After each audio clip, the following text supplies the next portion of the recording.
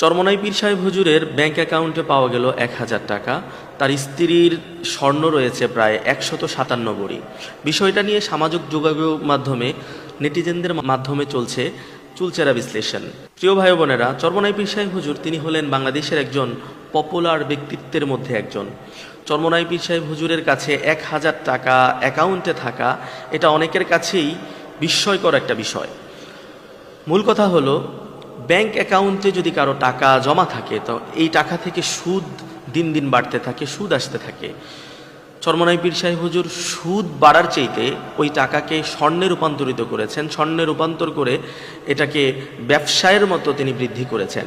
এটা একজন বুদ্ধিমানের কাজ। মুমিন হিসাবে একজন মানুষের এই পন্থাটা অবলম্বন করা এটা বুদ্ধিমানের কাজ হিসাবেই গণ্য। আমি আপনাদের কাছে উপস্থাপন করতে চাই আল্লাহ রসুল সাল্লাল্লাহু আলাইহি ওয়াসাল্লামের একজন সাহাবী জুবাইর ইবনুল আইয়াম রাদিয়াল্লাহু তাআলা আনহু।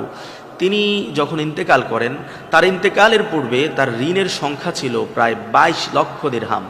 বর্তমান বাংলাদেশি টাকায় যদি সেটাকে কনভার্ট করা হয় তাহলে সেই টাকার পরিমাণ দাঁড়াবে প্রায় ২২০ কোটি টাকার মতো তার ঋণ ছিল।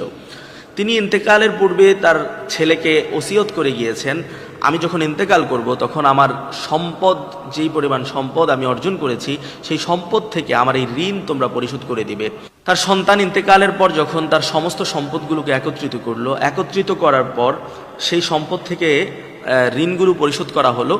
ঋণগুলো পরিশোধ করার পর দেখা গেল তার কাছে প্রায় ৫,২,০০,০০০ দিরহাম মজুদ রয়েছে, যেটা বাংলাদেশি টাকা যদি কনভার্ট করা হয় তাহলে সমসাময়িকভাবে কয়েক হাজার কোটি টাকার পরিমাণ সম্পদ রয়েছে। ঠিক তেমনি করে আমরা দেখতে পাই যে চরমোনাই পীর সাহেব হুজুর তিনি ব্যাংকে নগদ টাকার অর্থ যদিও তার ব্যাংকে দেখা যায় না, কিন্তু স্বর্ণ এবং তার যে সম্পদ রয়েছে এই সম্পদের পরিমাণ কিন্তু কম নয়। মনে রাখতে হবে, তিনি সাধারণ কোনো ঘরের ছেলে নয় বা সাধারণ কোনো ঘরের সন্তান তিনি নয়। তিনি বিখ্যাত একটি পরিবারের সন্তান, বিখ্যাত একটি পরিবারের জন্মগ্রহণ করেছেন। অতএব তার কাছে ১৫৭ ভরি স্বর্ণ থাকা এটা অস্বাভাবিক কোনো বিষয় নয়, এটা স্বাভাবিক একটি বিষয়। এই জন্য এটা নিয়ে যারা বিভিন্ন ধরনের বিভিন্ন ব্যাড কমেন্টস আপনারা করছেন, আপনাদের কাছে আহ্বান থাকবে যারা এই ব্যাড কমেন্টসগুলো করছে তাদের ব্যক্তিগত হিসাবের অবস্থাটা কেমন। আপনি আপনার নিজের ব্যক্তিগত হিসাবটা করে দেখুন, আপনার নিজের ব্যক্তিত্বে আপনি কিভাবে নিজেকে উপস্থাপন করছেন, আপনার নিজের অবস্থানটা কোথায়।